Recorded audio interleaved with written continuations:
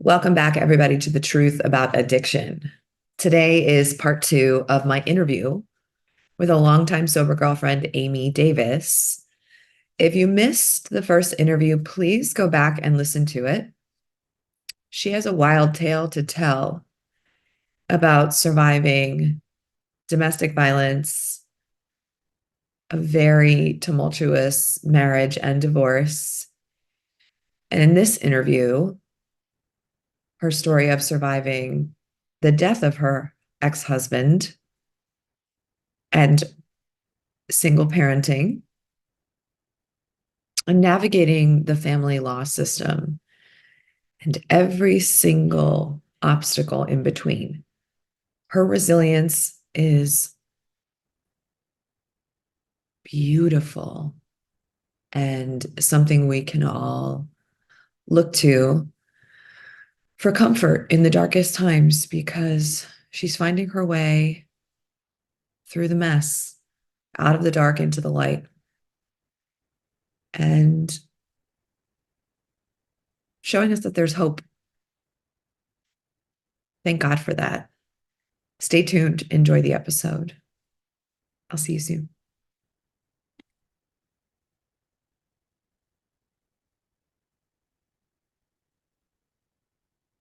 So tell me what you need, and tell me where you bleed, and I will listen. I can listen. Oh, I will listen to you. Welcome back, everybody, to the truth about addiction. This is part two of a really important and difficult conversation with my dear friend Amy.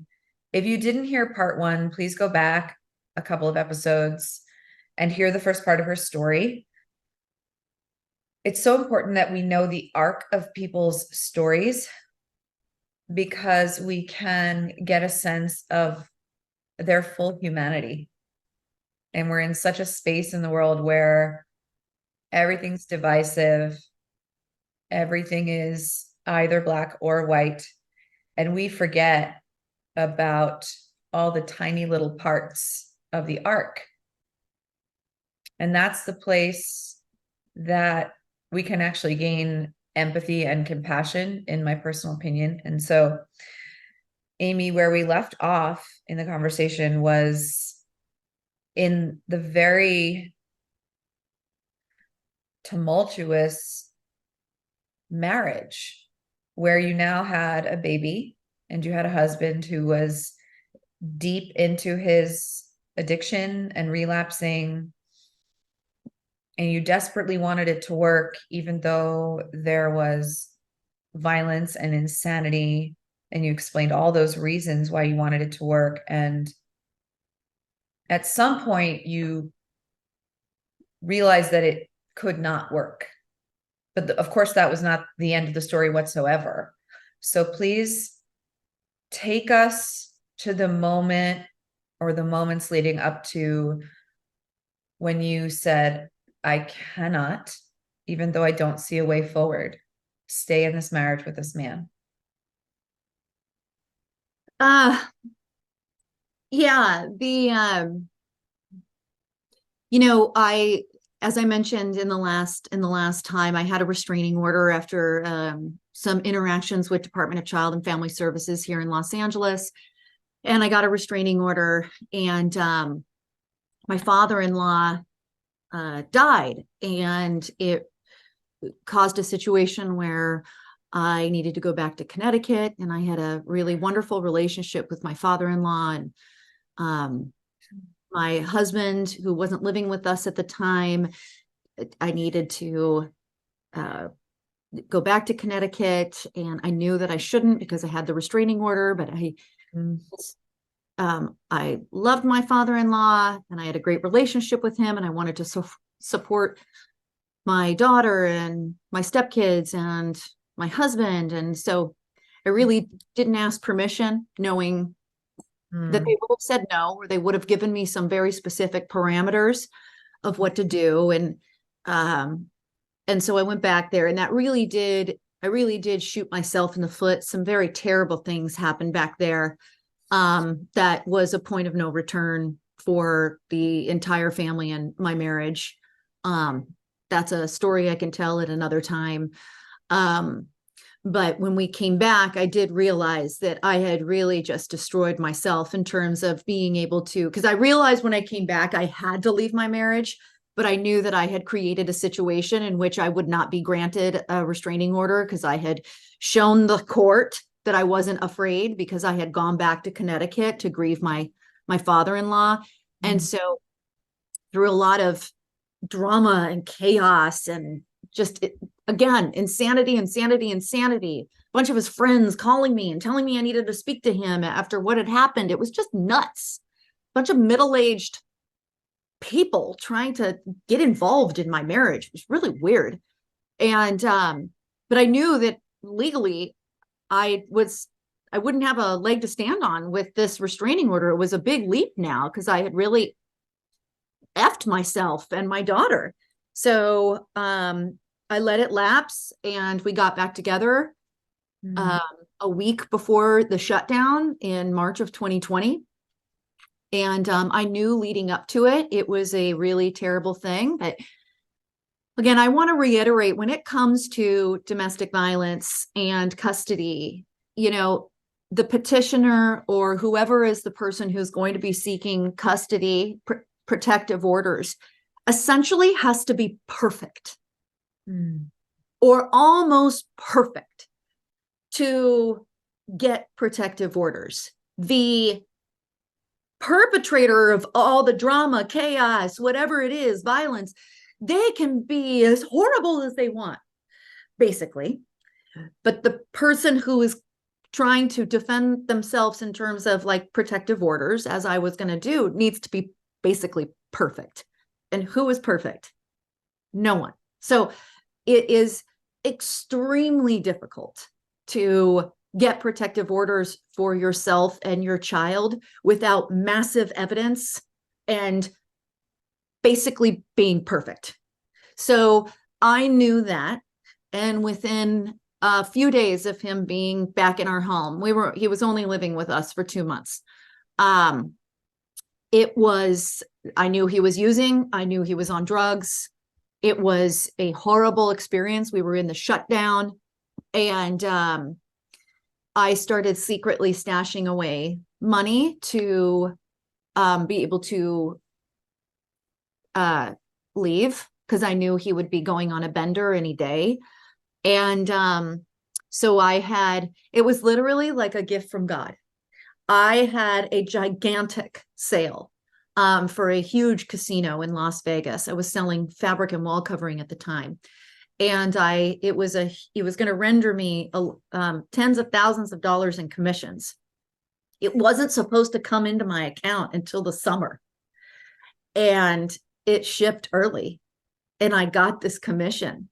And I knew I could tell he would be going on a bender any day. And so I kept it a secret because he knew it was coming, but it would be coming in months. But I had it redirected into my account because I was literally like what you hear, the women stashing money away so that they could leave. Because as I had mentioned the last time, you have this, I only had an American Express, and it would get shut off. And sure enough, I was going through some records the other day, and as soon as I filed for divorce, the first thing he did was turn off my American Express. It's like it's the control that he needed to have. And so I left on our official separation date was May 11th. And it was the day that he got a DUI. He drove up on a sidewalk here in Santa Monica and got in a altercation with the cops. And it was a pretty big deal. And I knew that I then had this money set aside. I knew that she and I could go get a place of our own, because I just assumed that he would fight me in any capacity to provide for his child. I just knew based on history and who he was, because it's a way to control you. me. It was a way to control me. And my story is absolutely not unique to me. That is a very common story when it comes to situations like this. And so I, had to really, when it first happened, I had to leave my home. I left it.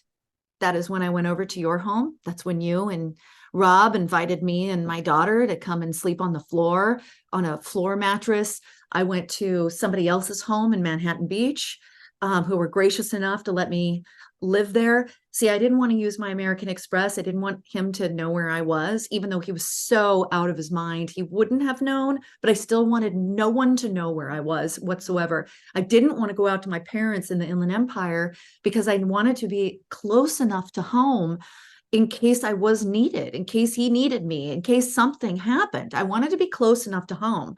So one of his friends and his wife let me stay in their home while they were on vacation. I stayed in the Lowe's Hotel one night. I stayed with you and Rob one night. I think I stayed at someone else's house one night. I was gone a total of 9 or 10 days. And our home was destroyed. Of course, it always gets destroyed.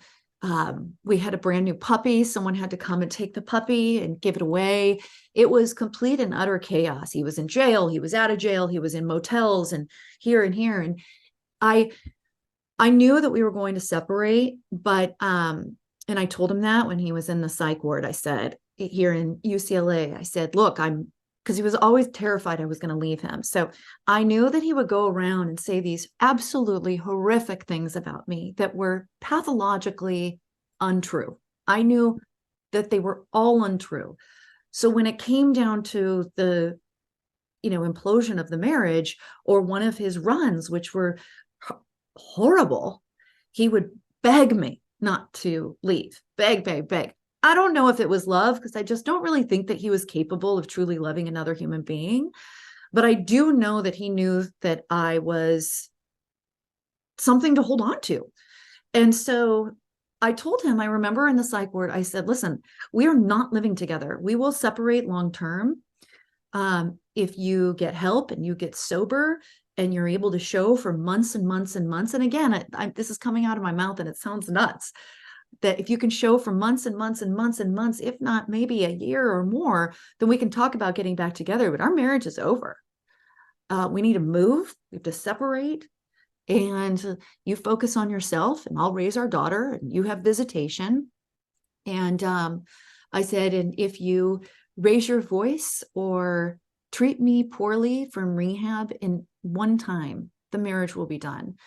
And weeks on the run, disappearing in Arizona, me reaching out to his family to try to let them know the reality of what was going on, because I knew that certain members of his family, including my ex-husband, had told people really terrible things about me that were absolutely not true. So it was done to discredit me. Sure. Of course, because the truth was always going to come out. And so there had to be this significant campaign to destroy my reputation as a means of retaliation, vengeance, and to discredit me. Right. So that we know the narrative, right? Yeah, because right. As an addict, we will do absolutely anything to keep And our it wasn't secrets just to ourselves. Yeah, it wasn't just him. It was other members of his family that would participate in this thing. And I remember being at his father's funeral, and one of his uncles came up to me and said, I had a restraining order for him at this time. He'd been drinking and going on runs, and all of our money had disappeared, but I had no access to it. But I could never understand why we were hundreds of thousands of dollars in debts. It made no sense to me, but I could never get access to the financials to understand it. So there was so much going on. And he said to me, he says, when are you two just going to throw in the towel and just chalk it up to the fact that you're not a match? And I looked at him and I said, is that what you've been told? That we're just not a match? And that's when I realized, oh my God, I'm like a massive topic of conversation that people just think they can come up to me and talk to me about just destroying my family, ripping apart the siblings, and that it's just, oh, we're just not a match. And you know, it would be 6 months later when I would reach out to both of those uncles and say, I need to talk to you guys and tell you the reality of what's going on. I know you've not been told correct things about me, but I need you to know so that you can help. None of them ever reached out to me. And so when I had a few weeks to really think about what was going on when he was in rehab, and he was being really aggressive and very bizarre and mean and weird in rehab, and none of his family had reached out to me, and this focus had, things were getting really secretive, and this focus had become on an ex-girlfriend from 10 years prior who was involved in his rehab, and this guy from West Side Recovery who's extremely untrustworthy and is not a person that you want to have involved, and would end up being a really villainous person in our story. Well, I just was like, oh my gosh, for his entire family and all of his friends and everybody to have such lack of respect for me shows me that my ex-husband, take away his addiction, shows that my ex-husband and his family have such zero respect for me that there's nothing here for me anymore. And I called up this attorney and I said, I hired another one that was going to be less expensive because I knew it was going to be a really big deal. And said, okay, I'm ready for a divorce and a restraining order. And so I got my second one and we filed it. And I was so afraid that he would lose his mind and leave the rehab. So I didn't want to file it until until I was out of the house. And so we served it with him when I was already gone. And yeah, I mean, one could say he didn't care, but you know, it was run after run after run from that point forward. And there was really, from that point forward, I had to, this is where the story begins about my new found identity. I had no idea who I was anymore.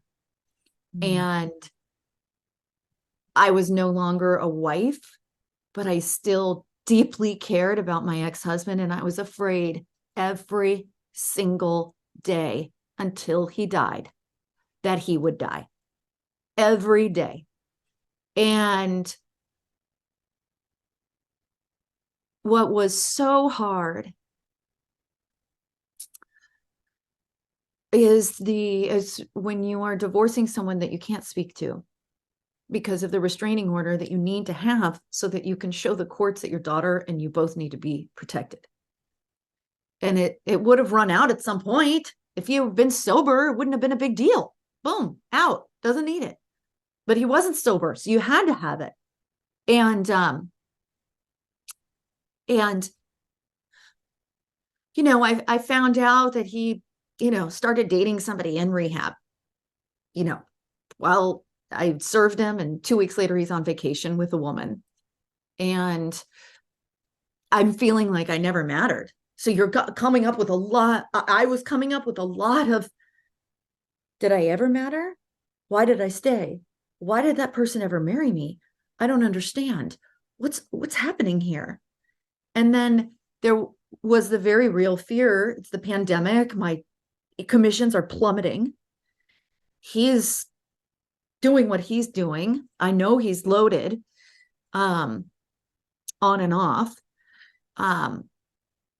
He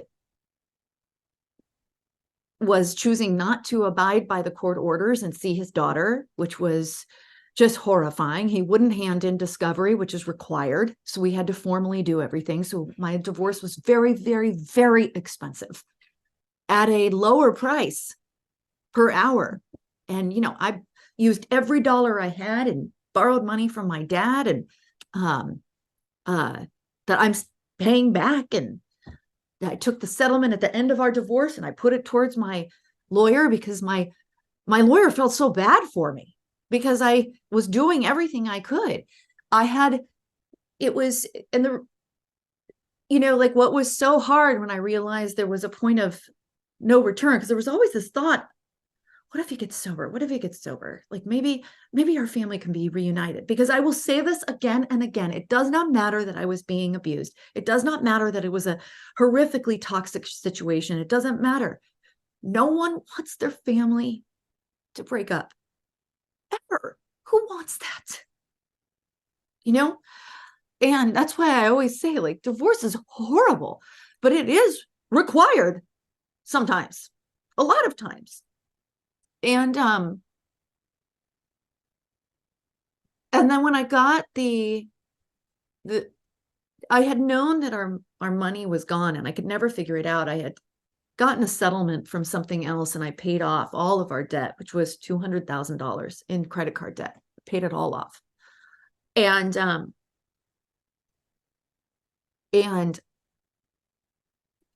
But I still could never understand where it all went. And then when we got the financial discovery from the first round, a few months after I filed for separation, I found out that he'd been withdrawing all of our money in cash withdrawals, tens of thousands of dollars, sometimes in a month. The next month it might be 7, the next month it might be 15. So all of our money disappeared, all of it. He withdrew the kids' college funds, that disappeared. Still to this day, I'm assuming it went to drugs, to pills. Maybe it went in hidden accounts. Those were things that were things that was a big deal that we had to figure out.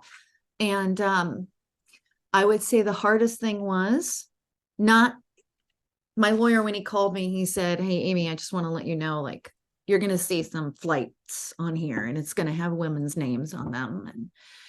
And I was like, okay. He said, so, and I said, when were they? And, he told me, okay. But the thing that knocked me on my feet, the thing that I realized is when I discovered that during our marriage, he removed me from the life insurance policy. That was when I was like, I don't even know what to say. That we were married. We were married. And systematically would less and less and less. And it started right after I birthed the baby.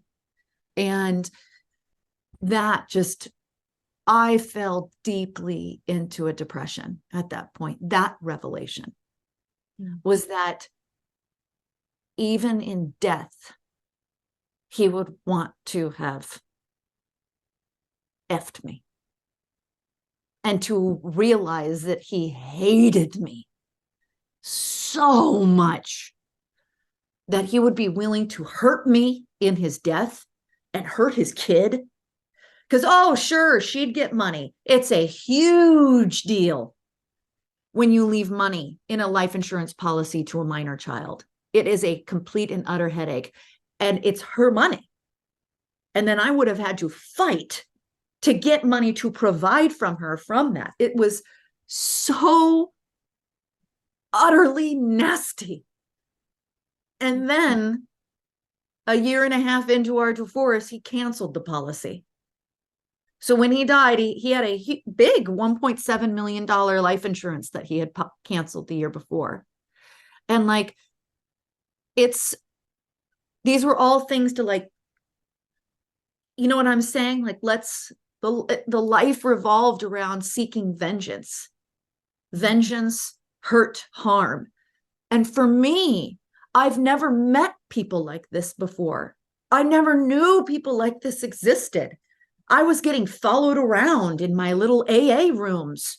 People were like, I had been told that I was not safe. People were trying to listen to what I was saying, and that things I had said in the past, way before I ever left him, that a certain person had heard, would be using it against me with regard to my custody case. So now all of a sudden my recovery room is really, I'm like, I don't know where to go. So I developed a very significant panic disorder, and I had people watch out for me. because it was all on Zoom. So I would, if I spoke, I would first look and see who was on there, make sure I knew who everyone was. If there was a confusion, I wouldn't say anything. I'd have people watch to make sure that safe people were on there, because I needed to share what was going on, but I needed it to be safe. And, and I stayed sober throughout this whole time, but I got so skinny. I dropped like 25 at one point. I was down to 124 pounds on my 5'7" frame. I was a little waif. And, and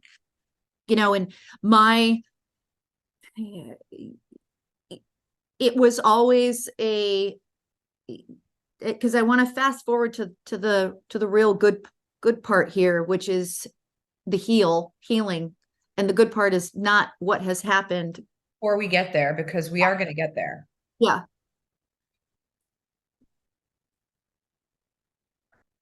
Couple things.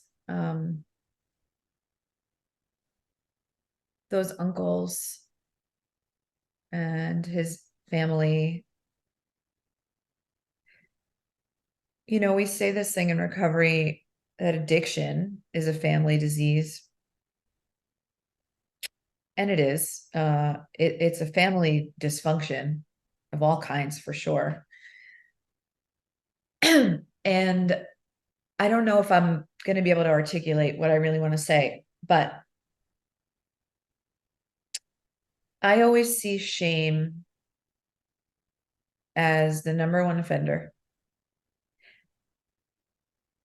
in the sea of addiction that we're swimming in right now. And to the family members of the addict, the lengths that people will go to deflect and deny what is real, because the possibility of it being true then means there is something for them to be ashamed of, and that is too much to bear, is real. And it's crazy making for the person sitting in your seat. And also, what you lived through and are still living through would make anybody insane and anybody paranoid and anybody depressed. And I want you to know that you don't have to explain why you stayed to me ever. You have a fucking daughter with this man. And you'd be surprised, though, how many people dismiss you. No, because people are like, well, couldn't have been that bad. You know what? I've seen this in recovery, and I see it all the time. And it's insane to me. We forget where we came from. We were sick addicts ourselves once upon a time. Maybe not to this extent, okay? And we get recovered and we judge the shit out of other people's sickness and other people's dysfunction. And I get that. And, God gave us brains to use, and God gave us judgment to use. But when we go so far into our judgment that we lose our humanity, it's heartbreaking to me. And I haven't been through what you've been through, but I've been through gaslighting and insanity and sleeping on people's couches, and the whole world saying, get out of there. What are you doing? What's the matter with you? And having to feel insane again and again and again. And be ready to make whatever decision to stay or go that I was going to make when I was ready to make it. And now when there's a happy ending, and you'll see, Amy, as you climb up and out of this shitty hole and you grab life by the balls and you shine like the bright fucking star that you are, the whole world coming back around and wanting to be near you. It's human nature.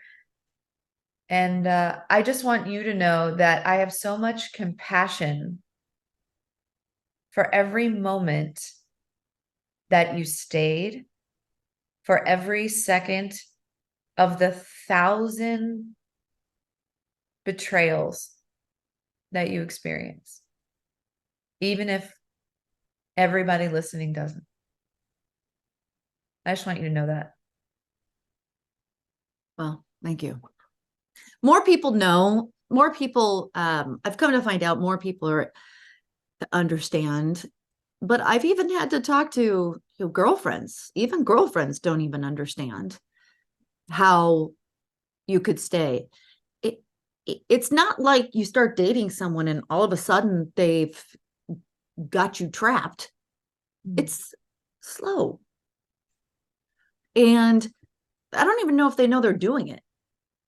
And, you know, I want to talk about what you just said about the judgment. I have an unpopular opinion when it comes to judgment. I absolutely think people should be judged if they are not remorseful for egregious acts. And that is my opinion. And I think that people are deeply enabled when they are not. I'll give an example. I was being bullied. I was being harassed by friends of his here in the West Coast. I was being harassed on social media. I was being harassed in the legal system. I was being harassed in the recovery rooms by multiple different people. People knew what was going on. I was trying to let people know when it came to my ex-husband, who was my husband up until 1 month before he died. Didn't matter that we weren't together. He was still my husband in a court of law. We stopped being husband and wife at the beginning of July when it was entered into the system, and he died on August, at the beginning of August. So it's like this weird, I had this one woman tell me that I needed to get over it, and that I hadn't been with him in 2 years, and to stop calling him my husband. And it was just like, it was this really weird thing, because it was like he still was my husband up until 1 month before he died. Sure, we were estranged, but he was my husband technically. I was his wife technically. And so people would get really weird about the semantics. This particular woman was an unkind person. But, you know, I would find there was this big thing going on about him, which was this one guy says love and tolerance. And I told him, I think your love and tolerance enabled him into his grave, because this person knew he wasn't providing for his child. This person knew he was choosing not to see his child. This person knew he was committing financial dishonesty and knew all these things. But you're still just going to hang out with him? Or people were playing golf with him, doing golf tournaments with him, going on vacation with him, going out to eat. And I'd be like, hey, you say you love him. You say you care so much about him. He hasn't seen his daughter in 20 months. Well, I don't want to get involved. So you don't really want to help him. Mm-hmm. You don't really want to know the truth of what's happening. I'll tell you, this is the thing when it comes to, and this is why I'm so passionate about enablement and this he said, she said story. When it comes to an addict, when it comes to someone who perhaps has a personality disorder, which probably was the case here with addiction wrapped up in a personality disorder and a lot of issues. And you got this other person who time after time goes to court and gets everything that goes her way. Why? Because I had the law, I had the evidence, and I had the truth. There are no two sides to the truth. There's the truth, the law, the evidence, and the truth. That's it. That's why I never could be brought down or ever brought down. Because as I said at the beginning of the conversation, You are required, a mother is required to be almost perfect or near perfect in order to protect her child. And oftentimes she doesn't. She still doesn't get to. Because we are held at a different level than the parent who is creating all the problems. Because you have to do such horrible things in order to get protective orders for your child. And that, as I've said before, that is 100% fact.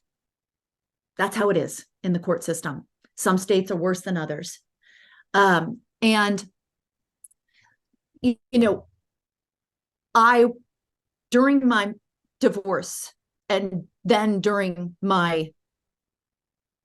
when he died, I was filled with so much rage watching him be enabled. Yes. It filled me up. I'm not saying it was good. It filled me up. If I wasn't full of rage, I was filled with anxiety. And I didn't know how to let go of it because I was watching people enable him to die. And I knew I left him in May of 2020, and in March of 2021, he got his second DUI in 9 months. He'd been on a run for 3 weeks. He was still on my insurance. I was paying our health insurance, so I saw all the claims. It was hospital after hospital after hospital after hospital and surgery. And I don't know, it was like $150,000 in medical claims in three weeks. And 60 days after that, he entered into a local ritzy rehab here in Pacific Palisades. And that owner sent a formal letter stating that my ex-husband did not need to adhere to the court-ordered monitors as had just been ordered by the supervising judge. So our judge was the top family law judge of all judges in LA Superior Court. And she handed down an order that was my ex-husband had to use a monitor that he needed to pay. It was a professional monitor. And he could see his daughter twice a week, but he needed to breathalyze daily, and he needed to use a monitor, a professional monitor. My daughter became quite attached to this monitor that he had used a little bit the year before. And when a man that I have never been impressed by at all, I've always had this intuitive feeling that he was not doing everything he was doing for the good. When he involved himself in my custody and told his new person who was living in his home, his sober living here in Pacific Palisades, who had just gotten his second DUI in 9 months, had almost died multiple times, who had not seen his daughter in months, and was telling him he did not need to adhere to the court orders, I lost all hope. My lawyer and I, we talked, and I said, he will not live much longer. I knew right then he was being enabled, and that was that. And sure enough, and this guy said in the letter that now that he had him as a mentor, that his sobriety was better than it had ever been in his whole life. And he was loaded on the phone call with our daughter within several days of leaving the rehab. So I would have compromised my daughters had I succumbed to the pressure of this well-known sober man. Then I would have compromised my daughter's life. Instead, I knew right then that he would most likely die. And he did.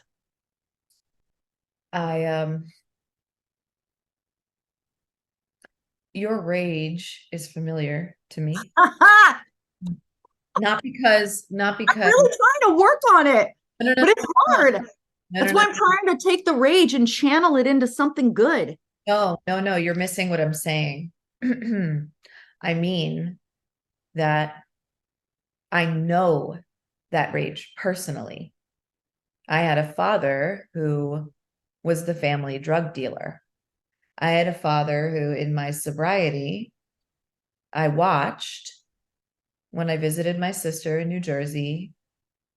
She's a wife, she's a lawyer. They live in a fancy neighborhood, her and her husband. They have 2 small children. Pass off a bottle of pills while they thought I was still upstairs. I could not, up until the day he died, and many, many years after his death, he'll be dead 5 years in April, feel anything but rage toward him for keeping my family sick. And in some ways, if I want to go all the way there, for participating in killing his own daughter. I know that rage. It is unbearable. Which is why when you and I have spoken, I always want to hold space for it. And I also want to let you know, and you are learning this and you do know this, that we must do something with it. I decided when my dad died, having shown up with a fucking chip on my shoulder, all this time sober, and I was a bitchy daughter every time I was with him because I couldn't fucking forgive the father that he was not and the things that he did. This was before my sister died. She died after he died. Could you imagine? Now I have rage on top of rage. Now I have rage at my dead dad. I also had it when he was alive. And what that looked like when I didn't want to reconcile with it was I'll starve myself instead. Because that seems easier. And for a while it was. There's this thing about rupture and repair. You know, it's not about the rupture, it's about the repair. But what about the things you can't repair? What about those? All those people who helped kill him. That can never be repaired for you, for Clara, or for them. They have to go to their fucking grave bearing that burden. So now what? What do we do with what cannot be repaired? What cannot be repaired?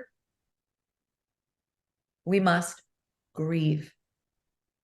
And that's the worst part about rage, in my experience, is that underneath the rage is the most disgusting feeling of helplessness on earth.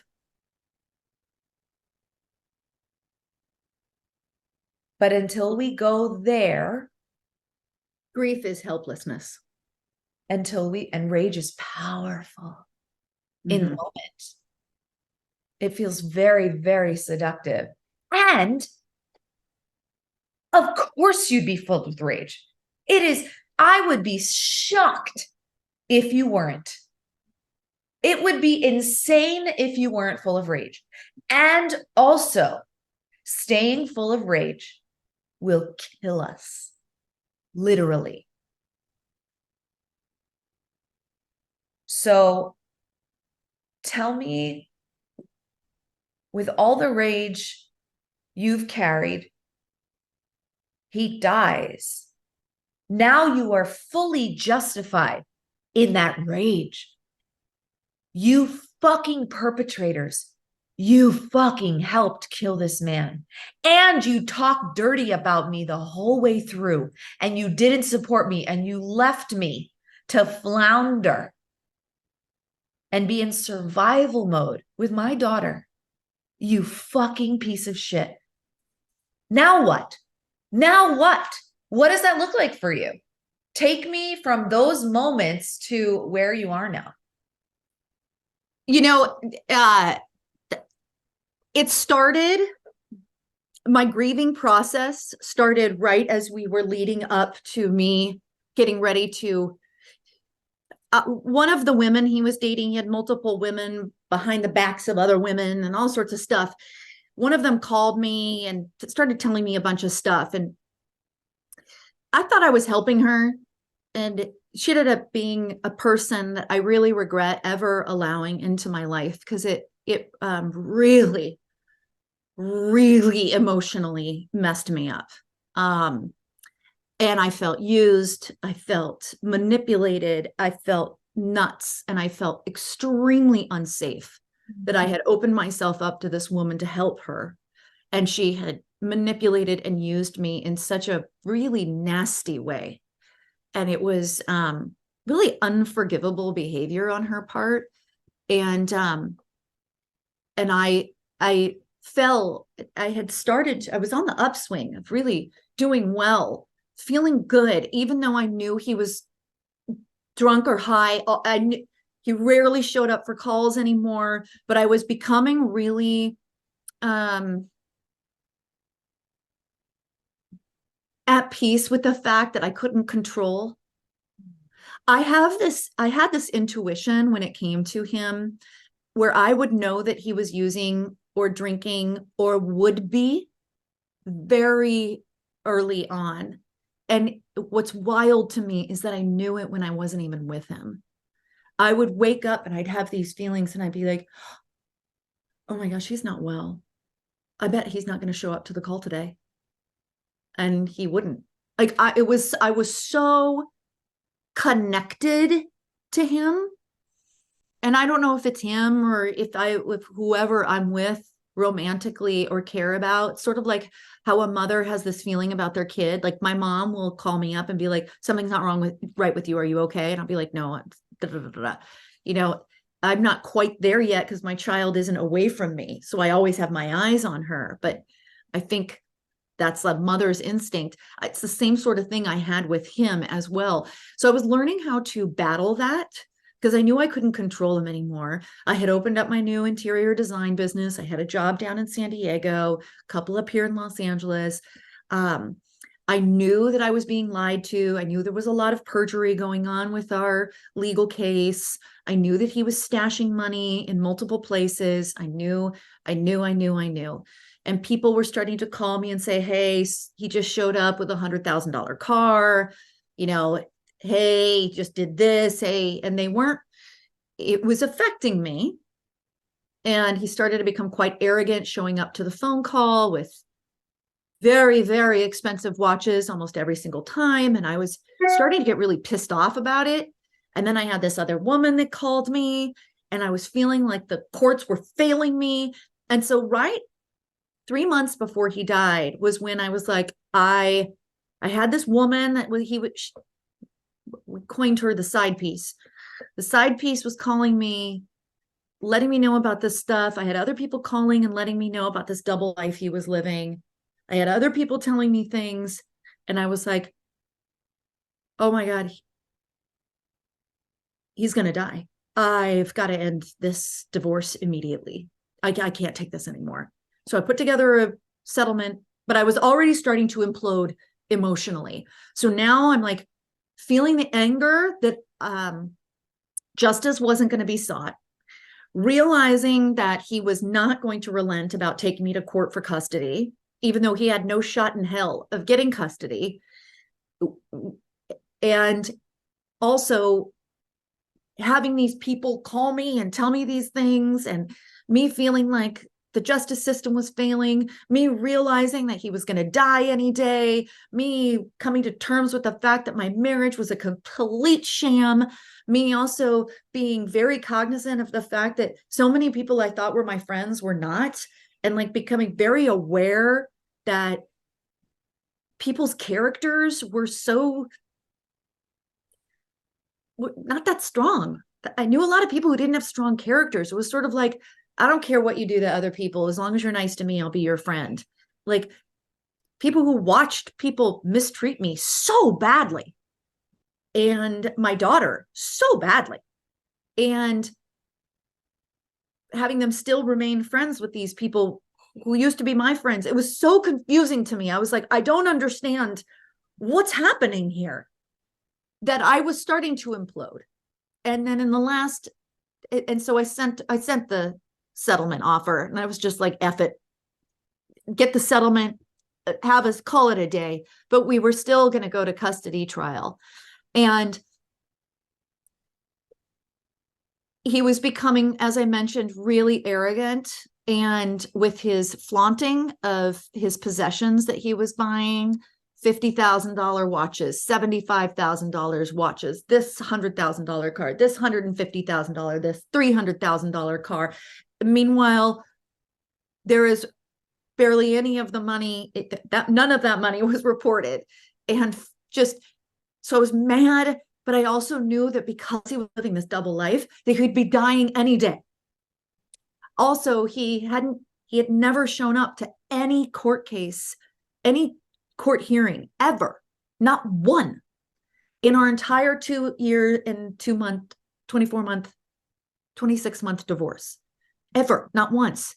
And so it was this pattern where, and this is where the depression, the grief, the anger, the impending death, the fall, and then the rise happens.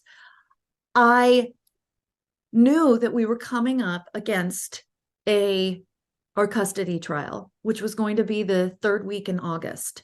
He had never shown up. He would never hand in anything on time, so I always had to subpoena everything. And whenever a deadline was due, he would go on a run and disappear. Whenever a court hearing was due, he would go on a run and disappear.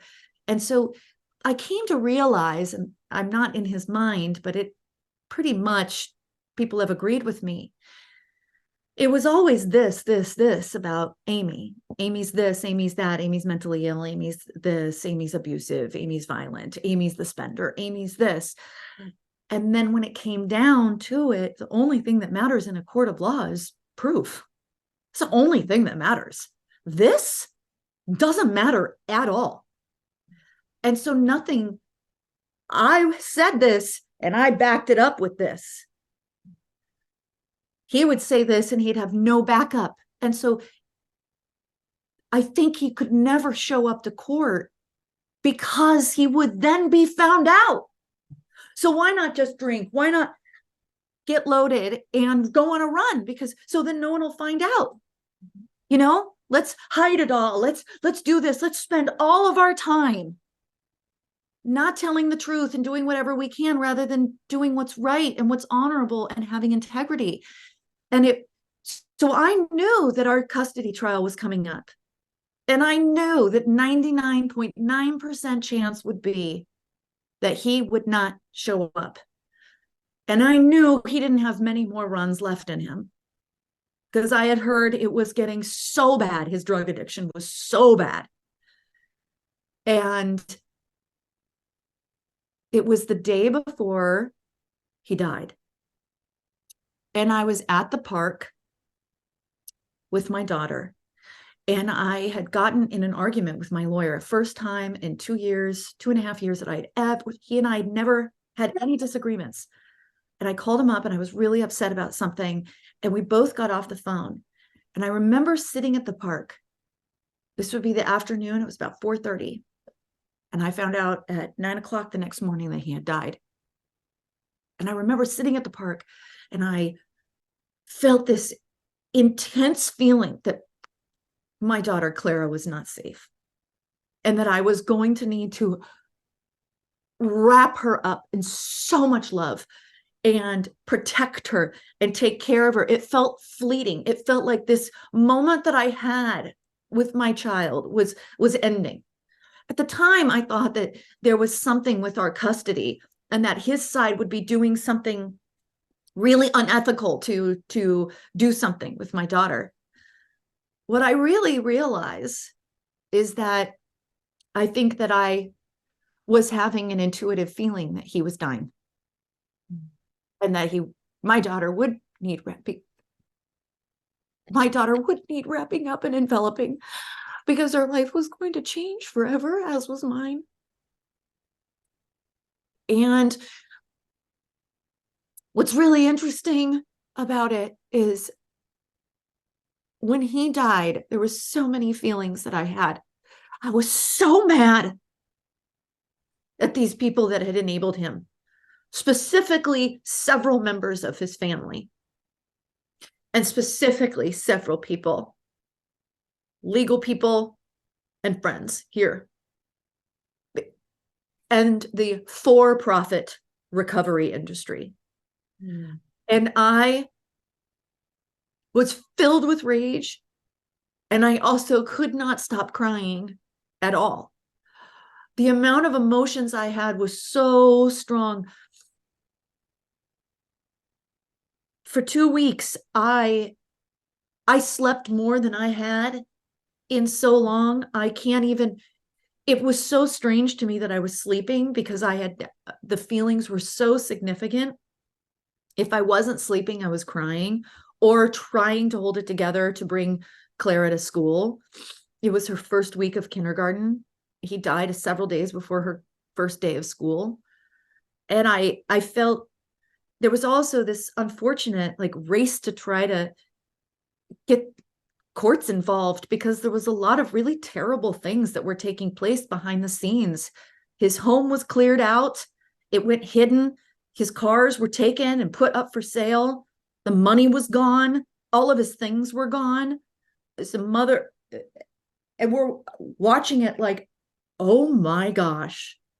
And so it's been so on top of grieving, and my daughter has been treated as though she doesn't even exist. So that's this other wild thing of having to now go from a custody trial to finding a lawyer within several days of his death to try to protect her interests, my interests, the other two beneficiaries' interests,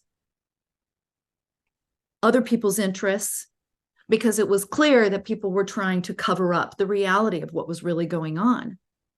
And so coming to grips with that while trying to grieve, watching how dishonorable, dishonest, unethical people were, having not one single family member reach out to me to find out how his child was, for no one to invite me, to have the decency to invite me and my daughter,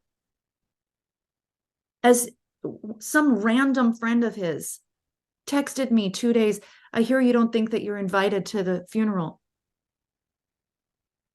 My daughter wasn't invited to the funeral. No one let me know. I didn't even know when it was happening. And so to sit there and now come to grips with what are people going to think? They're going to think that I don't care. But the reality is, now that I know what was going on behind the scenes for the last 2 years as it pertains to the enablement of him,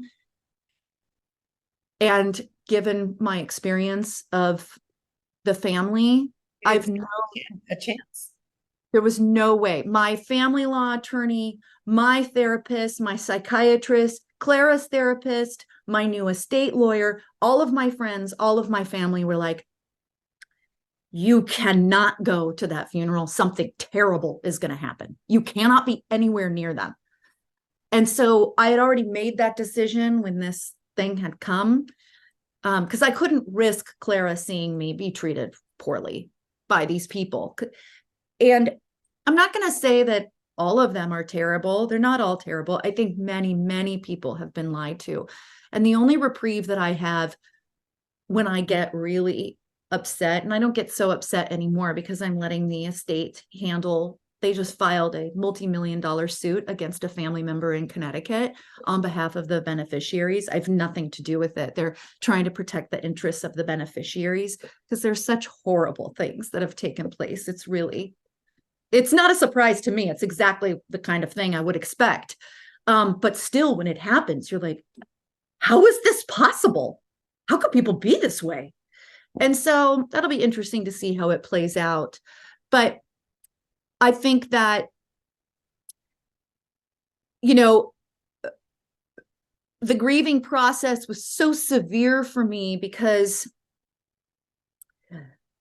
there was such dishonesty. I mean, all eyes were on me to go open my divorce again, because it was clear that my divorce was completely fabricated on 100% perjured stuff.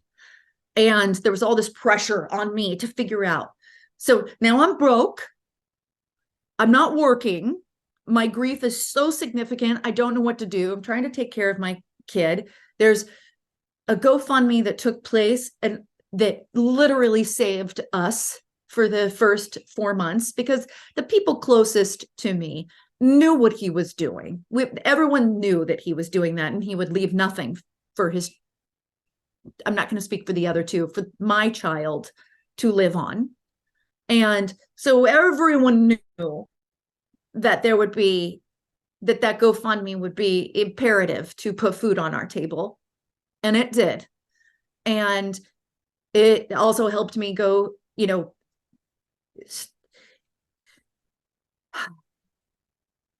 do what I needed to do. I had to pay it's lawyers and lawyers and lawyers. I had just spent so much time and money trying to get child support. I had to report my ex-husband to the child support collection bureau here in Los Angeles. He had a case against him. I had to hire another lawyer to go after him for child support. So, I mean, like, there were a lot of things that were happening, and it was nonstop. So for 3.5 years, I've been dealing with this nonstop, while also having this incredible upset and anger and sadness and so much grief, and not knowing who I was. So when we speak about that rage, there was this significant rage against these people that had enabled him.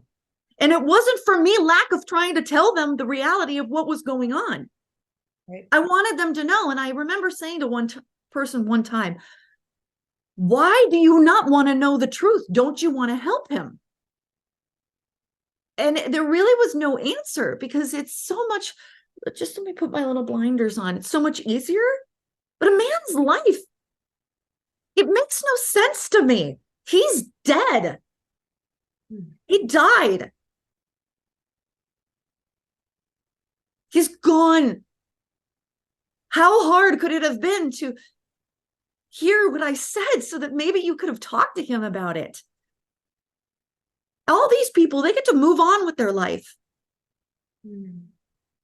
I got a little girl who doesn't have a dad and barely had one when he was alive,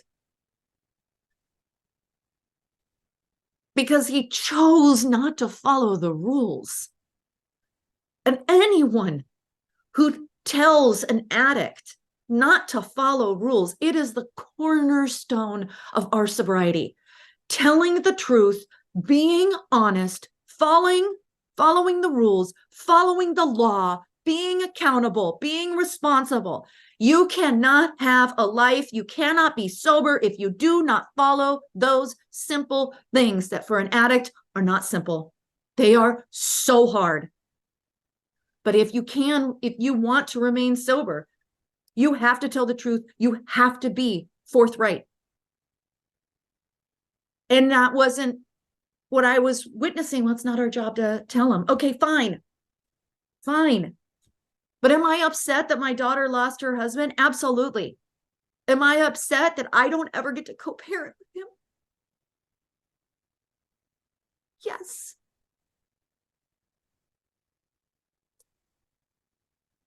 One week after he died, I had this dream. I've always had these dreams that speak to me. I believe they speak to me. And in my dream, he said to me, it was 1 week after he died, and I was so shocked that he was in my dream. And we were in this neighborhood, this middle-class neighborhood, and there was a white picket fence, and he was wearing a white t-shirt he used to wear that had some aloe pants I got him. And he looked healthy, because he did not look healthy at the end of his life. And he looked healthy, and I thought he was dead, but he wasn't. You know how in those dreams, and you're like, what? And he was like, he came up to me and he said, I am so sorry. I am so sorry for what I've done. I'm sober now 6 months. I've been away. I'm so sorry for everything that I did. Please forgive me. If you can't, that's fine. But will you allow me to at least show up for all of you in hopes that maybe one day you will forgive me? This is where the money is. This is what else I've been dishonest about. And I woke up and I felt like he was speaking to me from wherever he was, that if he could do it over, that's what he would be telling me. And I also had a dream most recently where I would be interested if I ever dream about him again, because it was a dream where he gave me, I saw him and he had been dead, but he wasn't dead now. And he came up to me and we had this huge hug. And I didn't want to let go because I knew that if I let go, it meant that he wasn't alive anymore. And I didn't want him to not be alive. And I wrapped my arms around him and he was like, "It's time, Amy. It's time to say goodbye." And for me, it has nothing to do with the fact that I'm still want to be married or anything like that. It has to do with grief.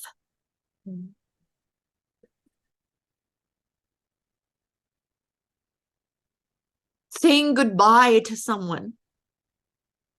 You know, this person was in my life for 9 years. January will have been 10 years since I started dating him. And even though he's been dead over a year and we've been apart for 3.5, he's still very much part of my life and will continue to be. Yes, he did terrible things. Yes, he did not show up for our daughter. I don't think that's what he would have chosen to do. Had he been sober, I think he always would have struggled with this. But I've had to really come in to my own. I've come to find out that when you are going through this difficult process of grief, there's very few people that can relate to you. It is very isolating. Being alone in your grief, especially for me. For you, it was your sister, your father, a family member. For me, this was my ex-husband. And that is very difficult for people. I've had people say, like, "Oh, your ex-husband died." Is it good or bad? Oh, God. Who says things like that? Of course it's bad.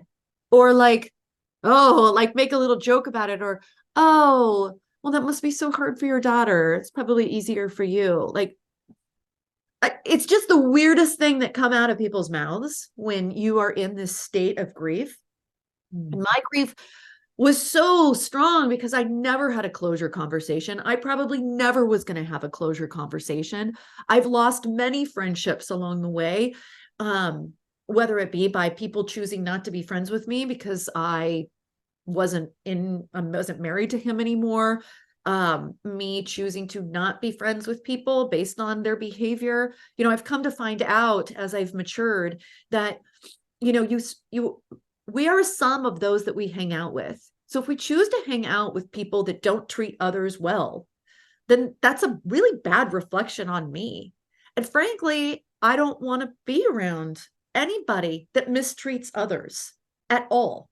That's not a reflection of who I am at all. So I've come to find out that I don't want anything to do with anybody who chooses to remain friends with people who mistreat, bully, harass, harm, or hurt anyone just because they're not doing it to them. This whole thing of no judgment, like, I think it's completely been misused and manipulated into some way of like some, I don't know, spiritually bypassing type of situation so that you don't have to be responsible for making hard decisions.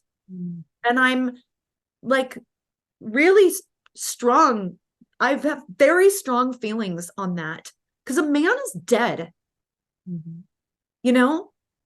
And sure, it's all on him. He was the addict, of course. But there are a lot of people that I think could have done better by him by simply choosing to maybe hold someone accountable. And I have a daughter, who deeply misses her father and can't understand why she had no relationship with her father. Also understands that her father would show up loaded on calls with her. And, I work through that. And I talk to her all the time about it. And as I said in the last podcast, it's an interesting thing when you become a single parent by way of a death. I've become extremely aware of the fact that I am the only parent. Health is a really big thing. Like, I want to make sure that my health is on track. I'm taking care of my health. I'm working out again. I'm getting all the blood tests. I'm making sure that my body is in check because I don't want to leave her. And I am all she has. Last night we're looking through a book and she sees this little boy who's playing with a golden retriever. And she says, I want to be like him. And I said, well, what do you mean? And she said, I want to be happy like him, playing with a dog like him, and have a fun dad. And, we talk about her dad all the time, and anytime she asks about him, I'm talking to her about him. And for a while I had to be careful about it because it could only be when she wanted to talk about him. Because I would say, like, oh, your dad was Irish, it's St. Patrick's Day. Oh, oh, your dad likes sweet potatoes, or your daddy like this, so that I could make her feel like she was connected to him because she has no other connection. And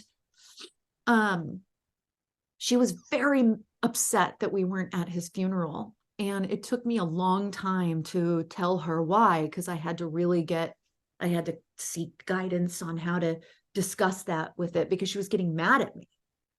And, I was really, really angry about that.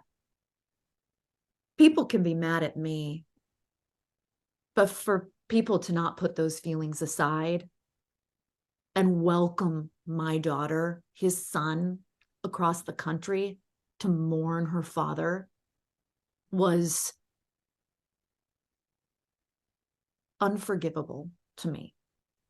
And, everything that's come out since then, I've had to work through and really tried to figure out how to handle all of this. I think I went through a period where I felt like I was not part of my body. I felt like I was it was called disassociation. Like, I was looking in on my life. I felt like I would never smile again. It is only recently that I have begun to feel some type of sense of self, and it's minute. I don't know who I am anymore.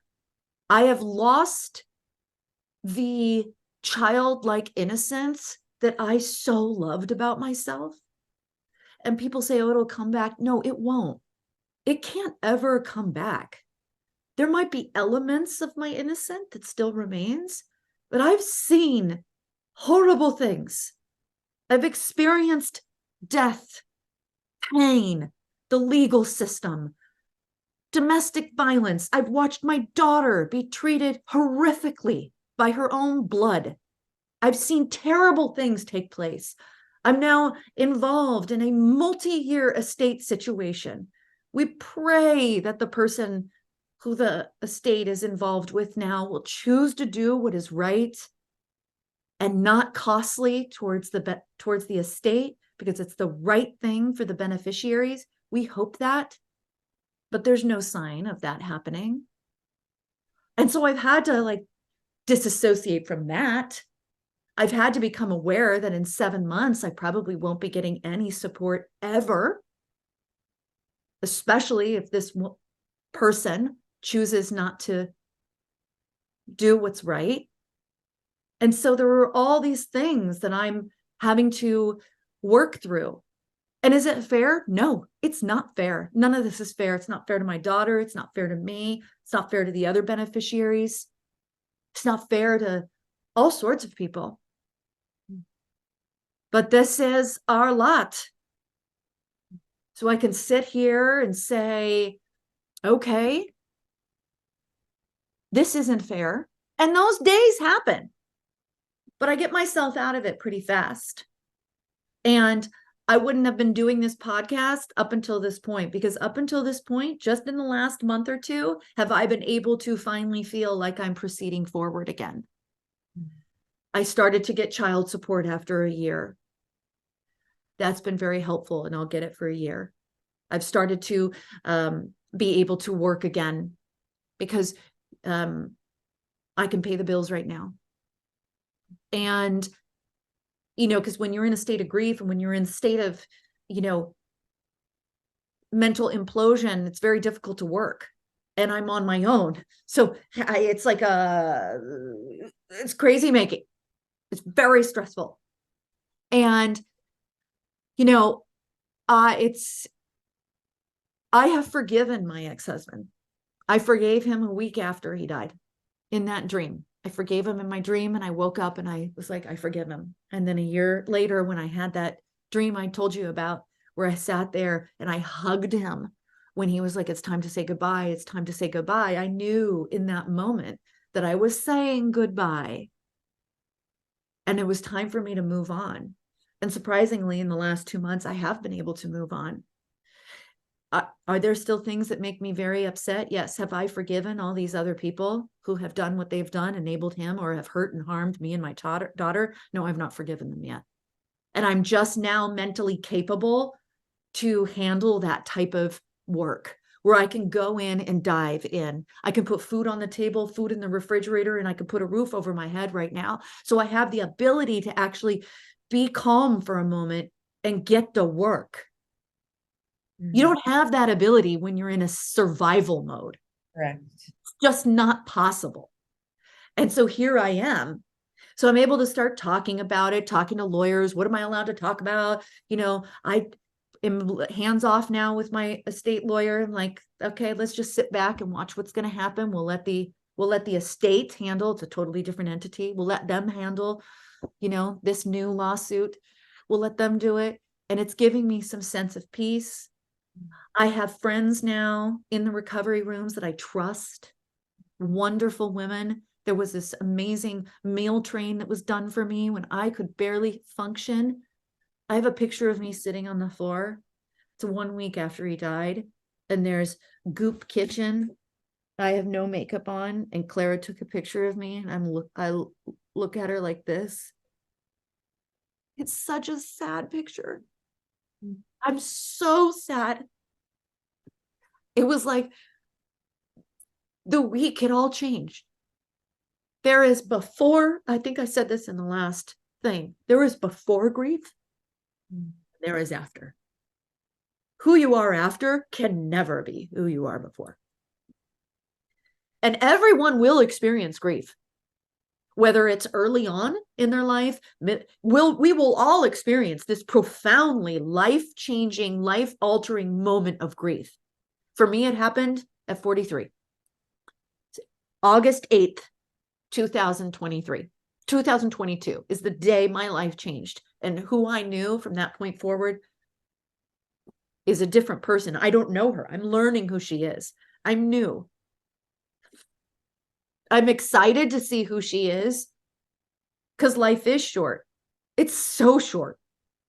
I have another friend who lost her husband, and I have a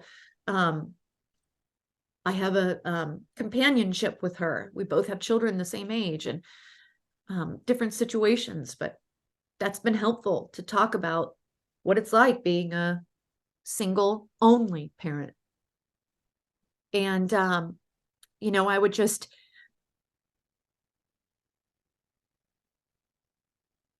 I'm never going to say at this point, I'm never going to say I'm grateful for grief, because I could have done without this. I definitely could have done without it.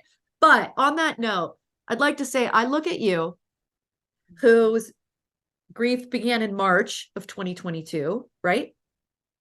And I've seen you completely morph into a woman that was waiting to be morphed into. And it's inspiring. You take your pain. I take my pain. I lived in it for a while. I took my baby. I helped her live in it. and we're moving along, trying to figure out life. And I'm unfolding.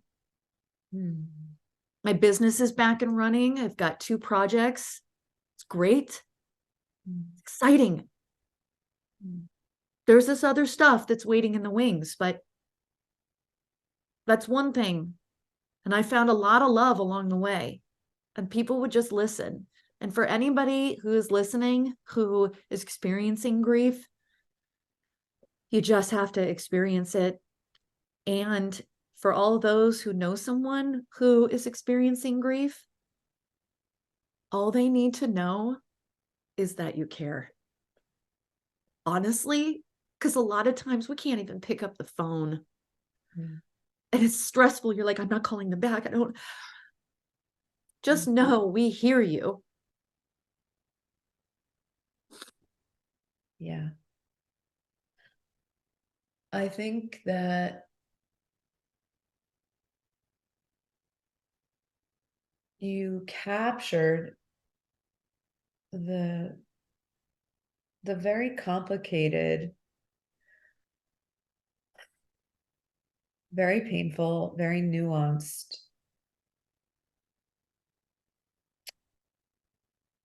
emotion that is grief, and the burden that the person grieving bears on the other side of the loss. I just met somebody today whose partner dropped dead less than 2 weeks ago, out of nowhere. She is acutely grieving. And I bent down this morning and I knew her pain. I knew it. And the burden she's bearing, like you and like me, when I had to go to my sister's apartment, try to find her will, which I never found, is unimaginable. But being forced to function when our nervous system is extraordinarily dysregulated is an insane burden on the grieving. And so you really captured that, and also the judgment and how complicated forgiveness is, and that absolutely nothing is binary. Nothing. Every matter of the heart is gray, is nuanced, is complicated, is both heartbreaking and hopeful. And the greatest gift you can give the grieving, in my opinion, is to imagine their pain for a second and then respond to them from that place. That sounds really, Yeah. how can I support you? And if the listener heard nothing else, then we do hope that you hear that, and that you hear the hope somewhere, the tiny, tiny flicker of light in the very dark tunnel that can be life. You are so amazing, Amy. I know you have to go. I love you. I love you too. I'm really grateful that I've gotten to share this story.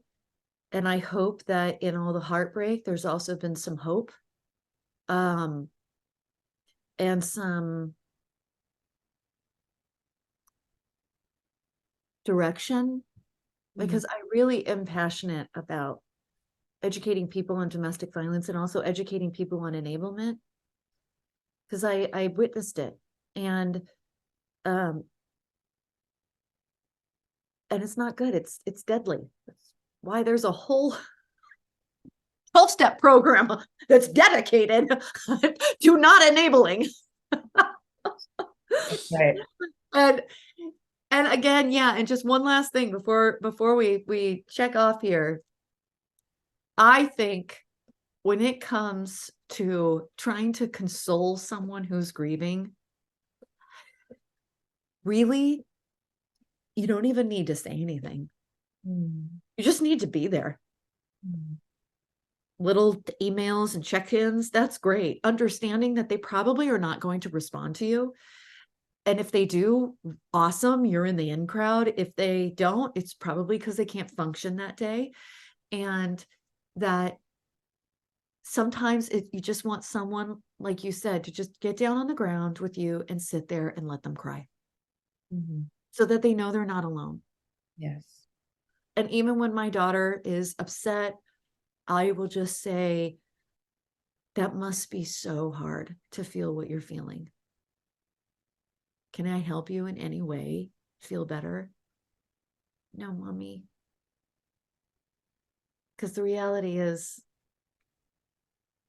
you can't feel better. You won't until you do on your own. That's right. Wow.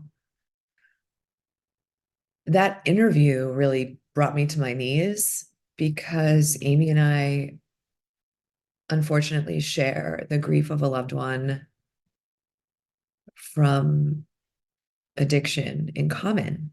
And it was really important in this interview that I let Amy speak. So though I chimed in a bit, it was less than normal. She's been waiting a really long time to feel safe enough to share her story. And so she did. I'm honored that she came on. I am moved by her bravery. And I am so empathetic to her pain. So if this interview did nothing else except perhaps have you imagine, just for a moment, someone else's pain and sorrow, so that when you speak to them, you can do so with a little more compassion, then I've done my job. Come back for more episodes soon. I love you so much. You're doing great. Bye.